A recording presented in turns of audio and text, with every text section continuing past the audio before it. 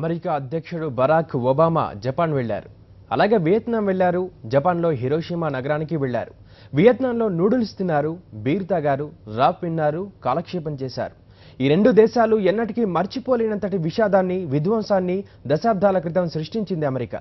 ఇప్పుడు ఈ దేశాల్లో పర్యటన అనగానే ఒబామా మాట వరుసకైనా పశ్చాత్తాపం వ్యక్తం చేస్తారేమో అని అందరూ అనుకున్నారు. అమెరికా చేసిన తప్పిదానికి సిగ్గుతో తలదించుకుంటారేమో అని అనుకున్నారు. కనీసం ఓసారి అయినా చెప్తారులే అని అందరూ అనుకున్నారు. కానీ ఒబామా అందరి అంచనాలు తల్లకిందులు చేశారు. సారీలు లేవు, పశ్చాత్తాపాలు లేవు, ప్రాయశ్చిత్తాలు లేవు. అసలేదో తప్పు జరిగిందన్న భావన కూడా లేదు. సారీ ఒబామా, దీనిపైనే ఇవాల్టి మ్యాగజైన్ స్టోరీ.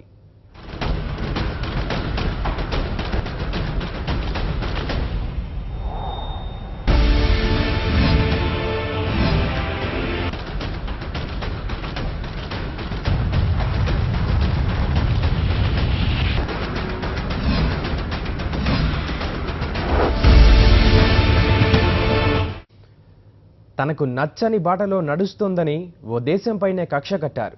ఆ దేశంలో విధ్వంసకాండాలు సృష్టించి నరమేధాలకు పాల్పడ్డారు. అదే దేశానికి ఇప్పుడు చుట్టపు చూపుగా వెళ్ళినట్టు వెళ్లి కాలక్షేపం చేశారు. అగ్రదేశపు దురన్యాయాల జాబితాలో మర్చిపోలేని గాయం Vietnam.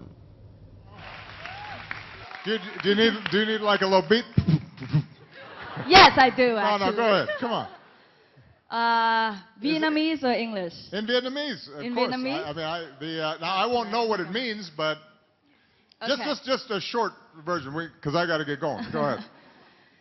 Tình hình một mình nhà lầu trình in giàu sang như vua chúa, giật mình sự tình thiệt ra đen đúa. Mà đời vậy là hey, it's been a crazy day. Khi mà ta nhắm hai đôi mắt, xuống mái chèo chơi với mày. My name is Sue Boy, by the way. Well, that was good. See there? That's pretty good. What were you just rapping? What was your verse there?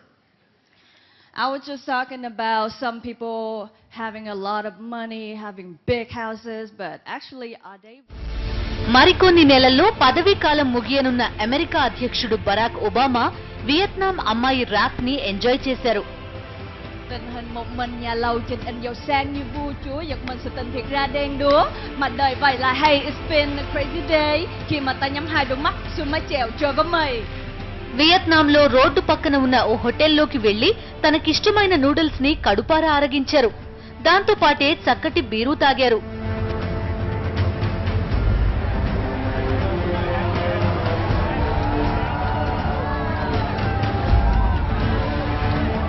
చాలా చిన్న దేశమైన వియత్నాంకి రావాలని ఒబామాకు ఎందుకనిపించిందో, ఎందుకొచ్చారో తెలియదు కానీ ఆయన రాకతోనే 4.5 దశాబ్దాల క్రితం నాటి ఓ గాయం గుర్తుకు రాక మానదు.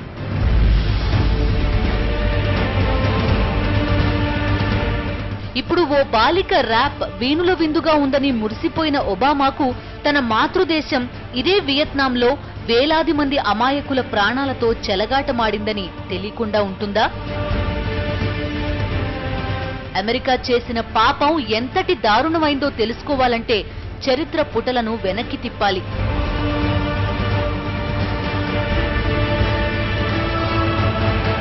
వియత్నాం అంటే చిన్న దేశమే కావచ్చు, కానీ వీరత్వానికి మారుపేరు. అక్కడ కమ్యూనిస్టు పాలన ఉండడం అమెరికాకు ఇష్టం లేదు.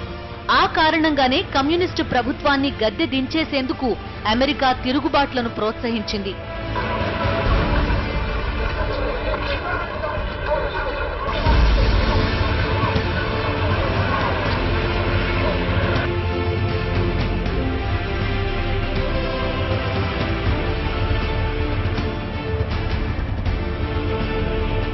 తిరుగుబాటుదారులకు ఆయుధాలు, డబ్బులు అందించింది. వియత్నాంను యుద్ధ భూమిగా మార్చింది. బాంబు పేలుళ్లతో వియత్నాం పౌరులకు తెల్లారేది. బాంబు పేలుళ్లతోనే రోజు గడిచేది.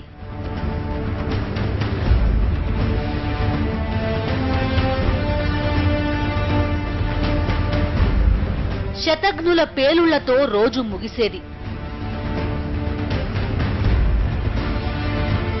ఈ దారుణ హింసాకాండలో ఎందరో అమాయక పౌరులు సమిధలైపోయారు.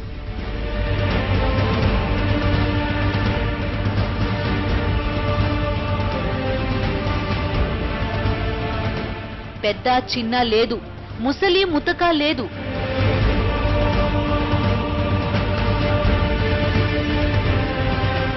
ఆకాశం నుంచి బాంబుల వర్షం కురిపించడమే. తమ ఆయుధాలను పరీక్షించుకోవడానికి వియత్నాంను ఓ ప్రయోగశాలగా మార్చేసుకుంది అమెరికా.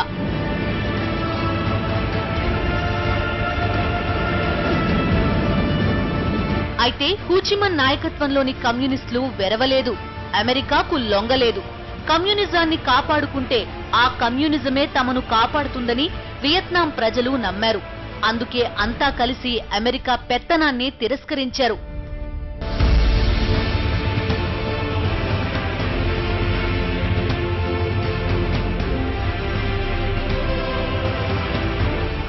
అక్కడికి వెళ్ళి పైగా క్యూబాకు వియత్నాంకు వెళ్ళి ఒకవైపునేమో శాంతి దూతలాగా స్నేహమూర్తిలాగా వెళ్తున్నారు. కానీ వెళ్ళి అక్కడికి వెళ్ళి మళ్ళీ వాళ్లకు మానవ హక్కులు కాపాడండి, మానవ హక్కుల విషయంలో మీ పని బాగాలేదని వాళ్లకు హెచ్చరికలు, వాళ్ళకు హితబోధలు, లేకపోతే వాళ్లకు సందేశాలు ఇస్తున్నారు. ఇది చాలా హాస్యాస్పదమైనటువంటి విషయం. ఎందుకంటే క్యూబా అయినా వియత్నాం అయినా వాటికి అనేక ఇబ్బందుల మధ్య సోవియట్ యూనియన్ విచ్ఛిన్నమైన తర్వాత కూడా కమ్యూనిస్ట్ పార్టీ నాయకత్వం, సోషలిస్టు విధానం వీటితో పెనుగులాడుతున్నాయి అమలు జరపడానికి.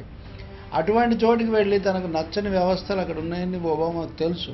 బట్ అక్కడ పరిస్థితులు తెలుసుకోవడానికి, అదే సమయంలో తాము చాలా ఉదారంగా ఉన్నానని ఒక భావన కలిగించడానికి వెళ్తున్నారు ఆయన. అందుకనే ఎలాంటి రాయితీలు అదనంగా వాళ్ళకి ఇచ్చింది లేదు. 1-2 చోట్ల ఆంక్షలు, వియత్నాంకు ఆయుధాల సరఫరా మీద ఆంక్షలు ఎత్తివేస్తూ ఉన్నారు. అక్కడ క్యూబాలోకి వెళ్ళేసరికి ఏదో అన్ని రకాల ఆంక్షలు ఉన్నాయి, వాటిని కూడా సడలిస్తామని చెప్పొచ్చారు. అమెరికా సృష్టించిన విధ్వంసం ఎందరో చిన్నారులను భయభ్రాంతులకు గురిచేసింది.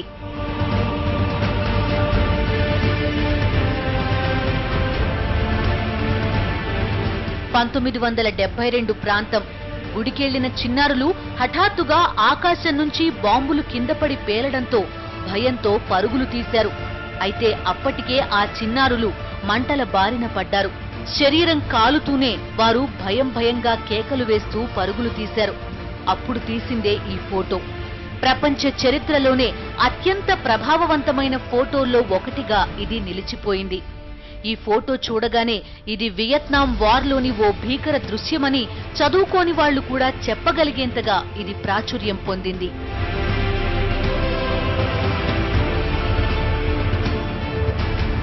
ఈ ఫోటోలో నగ్నంగా పరిగెడుతున్న ఫుక్కు అప్పుడు 8 ఏళ్లు.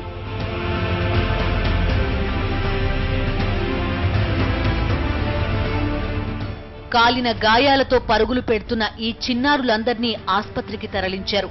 ఫుక్ 14 నెలల పాటు ఆస్పత్రిలోనే ఉండాల్సి వచ్చింది. ఈ కాలంలో ఏకంగా 17 సర్జరీలు చేశారు. మొత్తానికి ఫుక్ బతికింది.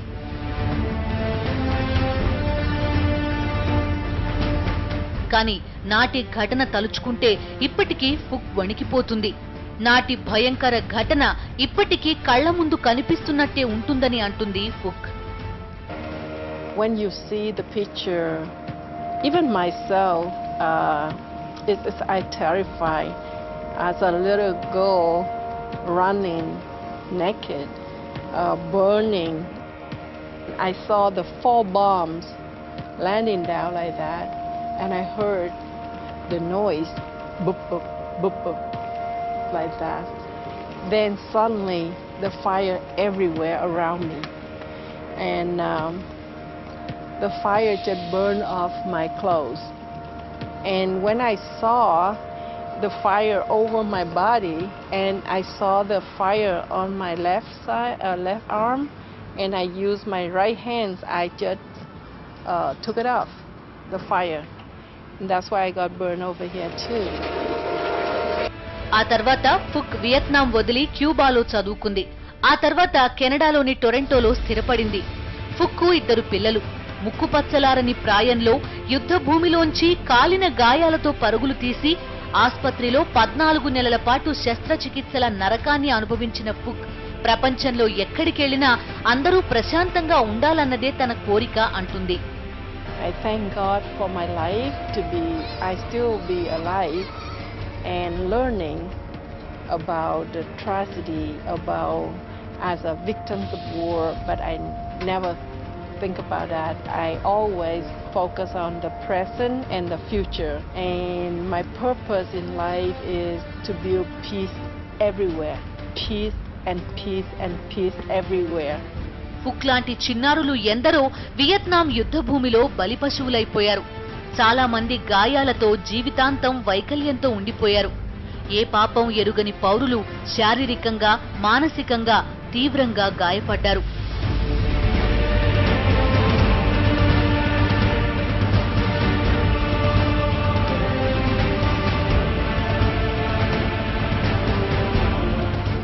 వియత్నాం యుద్ధంలో అమెరికా రసాయన బాంబులను సైతం వినియోగించిందని ఆరోపణలున్నాయి.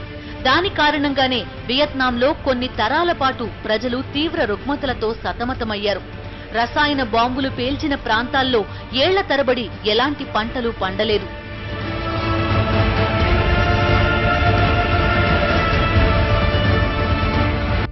ఇంత విధ్వంసపు విషాన్ని విరజిమ్మిన వియత్నాంను ఎర్రజెండా నీడన ఉండకుండా అమెరికా ఆపలేకపోయింది. వియత్నాంను గాయపరిచింది తన పూర్వీకులేనని ఒబామాకు తెలుసు. అకారణంగా వియత్నాంను నిప్పుల కొలిమిలోకి నెట్టింది తన సొంత దేశమైన అమెరికాయేనని ఒబామాకు తెలుసు. నాడు తన దేశం క్షమించరాని నేరం చేసిందని తెలుసు.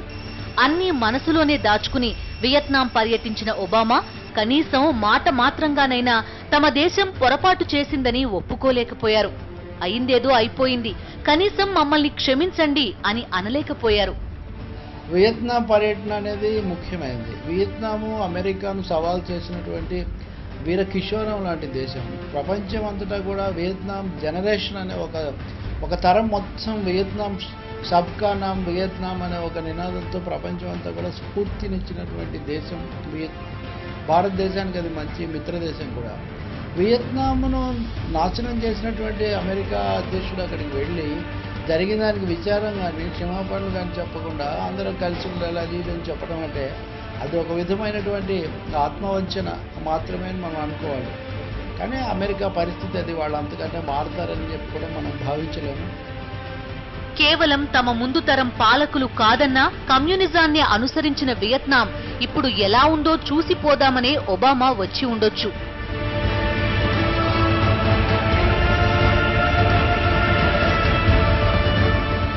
ఇన్నేళ్ల పాటు ఉక్కు సంకల్పం చెక్కు చెదరకుండా ఉందంటే వియత్నాం పౌరుల గుండె నిబ్బరం ఎంత గొప్పదో చూసిపోదామని వచ్చి ఉండొచ్చు. ఎలాగూ వచ్చాం కాబట్టి ఏదో ఒకటి మాట్లాడాలి కాబట్టి వియత్నాంపై ఆయుధాల సరఫరాపై గతంలో విధించిన ఆంక్షలను ఎత్తివేస్తామన్నారు ఒబామా. ప్రపంచం ఏకఛత్రాధిపత్యం వచ్చింది, అమెరికాకు ఎదురులేదు అంటున్నప్పుడే ఇంతకాలం ఆంక్షలకు గురి చేసినటువంటి క్యూబాకు ఒబామా వెళ్ళారు.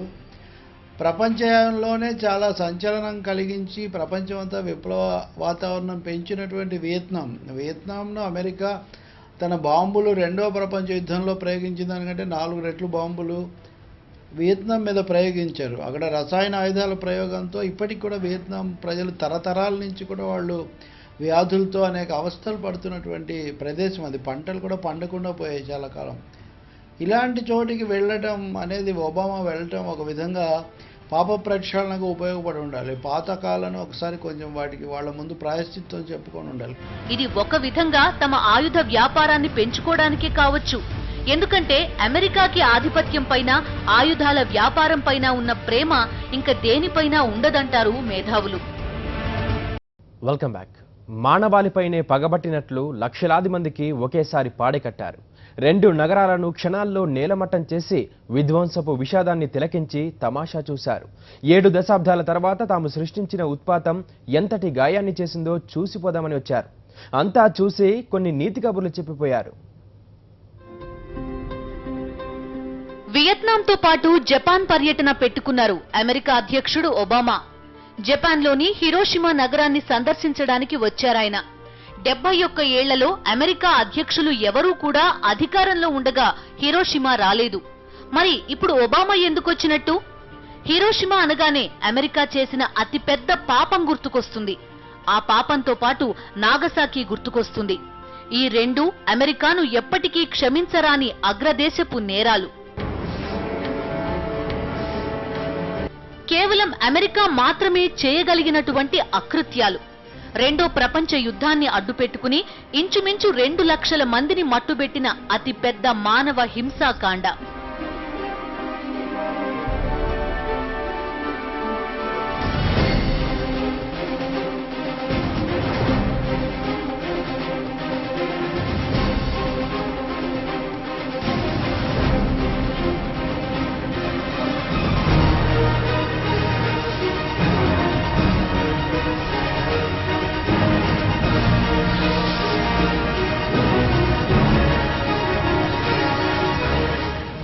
చనిపోయిన వారికి ఓ పూల బొకేతో నివాళులు అర్పించేసి మమ అనిపించుకోవడానికే ఒబామా జపాన్లో విమానం దిగారు.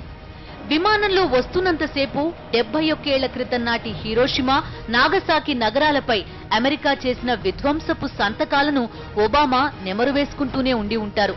అది మామూలు పాపం కాదు, అది మామూలు ఘోరం కాదు, అది మామూలు నేరం కానే కాదు. మానవ జాతి ఉన్నంతకాలం అమెరికాను శపించేంతటి దారుణం అది.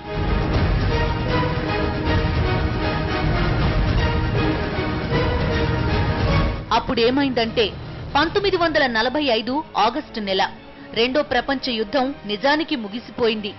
సోవియట్ యూనియన్ జర్మన్ నియంత హిట్లర్ని బెర్లిన్లోనే చుట్టుముట్టి నాజీ ఆర్మీని తరిమికొట్టేశారు. రెండో ప్రపంచ యుద్ధానికి దారితీసింది హిట్లర్.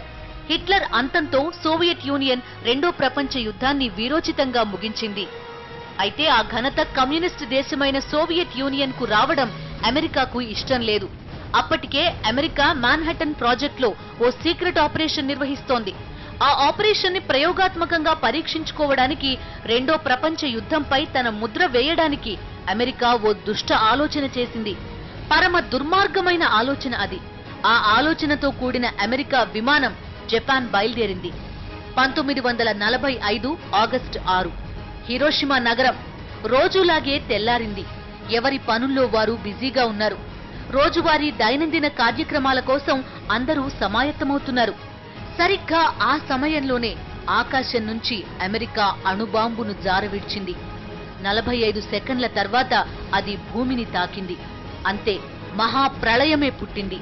1,30,000 మంది దాకా అమాయక ప్రజలు మరణించారు. నగరమంతా భస్మీపటలమైపోయింది.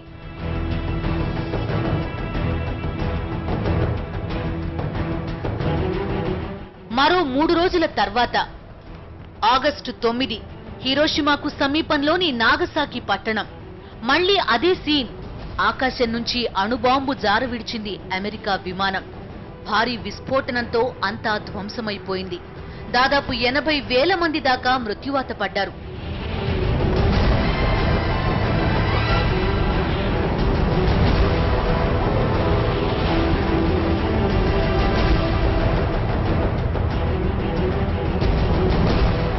అణుబాంబులు పేలిన కొన్ని రోజుల తర్వాత దాని దుష్ప్రభావాలు మరింతగా వెలుగులోకి వచ్చాయి.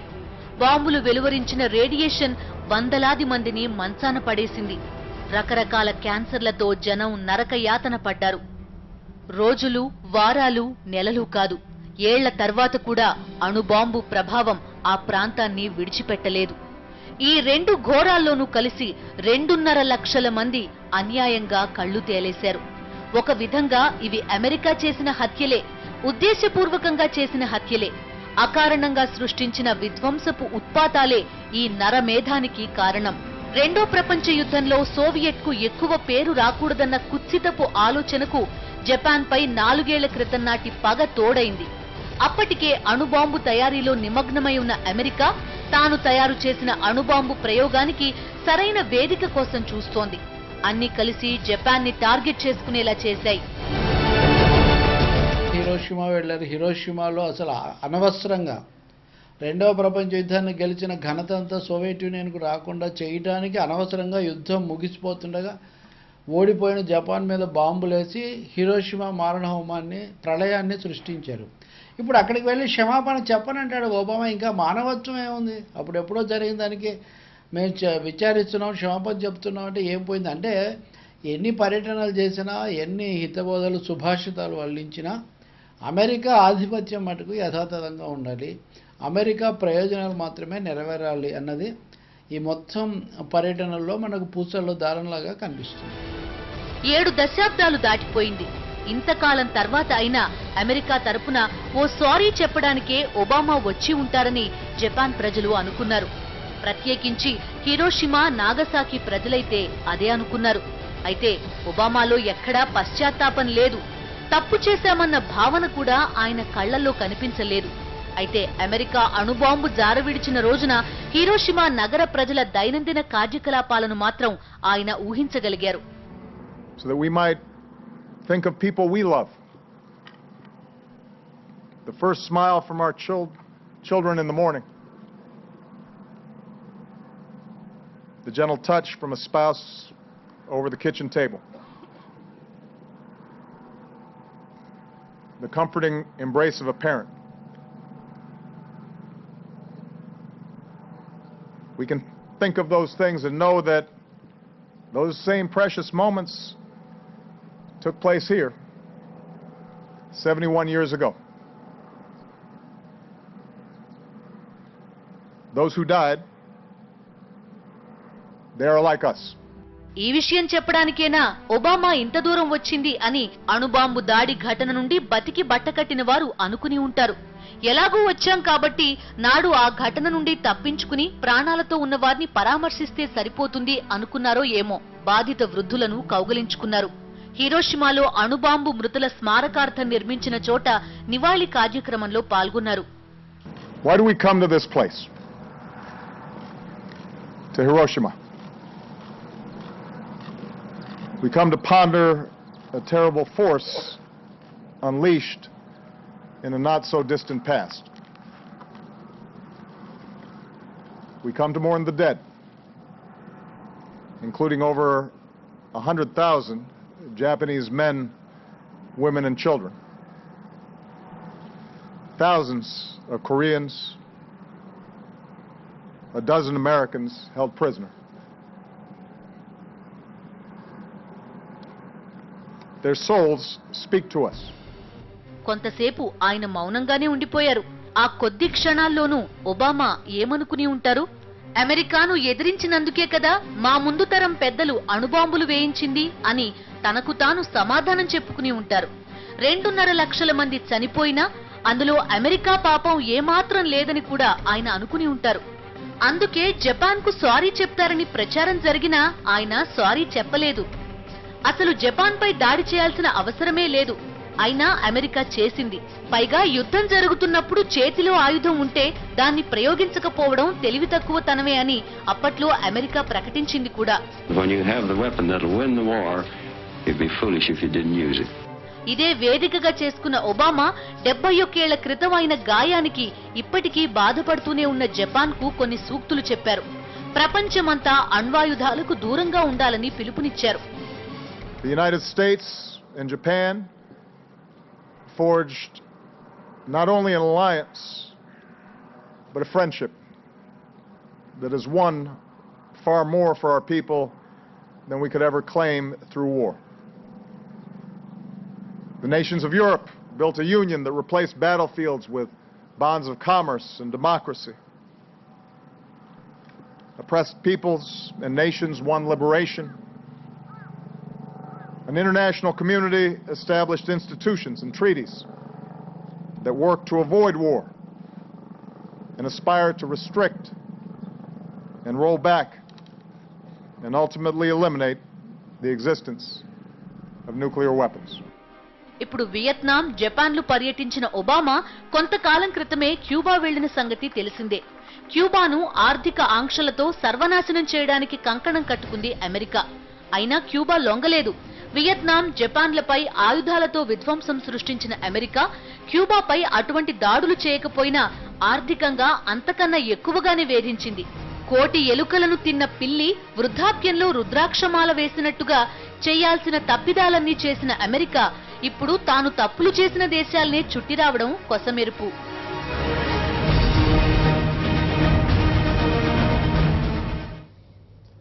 ఆ మధ్య కోహినూర్ వజ్రాన్ని భారత్ నుంచి దోచుకున్నారు కాబట్టి భారత్కు వాపసు చేసేయాలని డిమాండ్ వస్తే ఒక బ్రిటిషు చారిత్రకవేత్త ఏమన్నారో తెలుసా?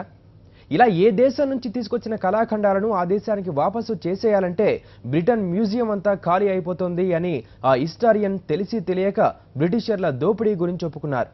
అమెరికా విధ్వంసం రాజేసిన ప్రతి దేశానికి సారీ చెప్పాల్సి వస్తే అమెరికాకి ఇంకో పనే ఉండదు. అందరికీ సారీలు చెప్పుకుంటూ పోవాలి. అందుకేనేమో సారీలు మనకి పడవని అనుకుని ఉంటారు ఒబామా. ఆ కారణంగానే 2 దేశాలను చుట్టపు చూపుగా చూసినట్టు చూసి వెళ్లిపోయారు. ఇది ఇవాల్టి మ్యాగజైన్ స్టోరీ. మరో ఇంట్రెస్టింగ్ టాపిక్ తో మరో బులెటిన్లో కలుద్దాం. Stay with us.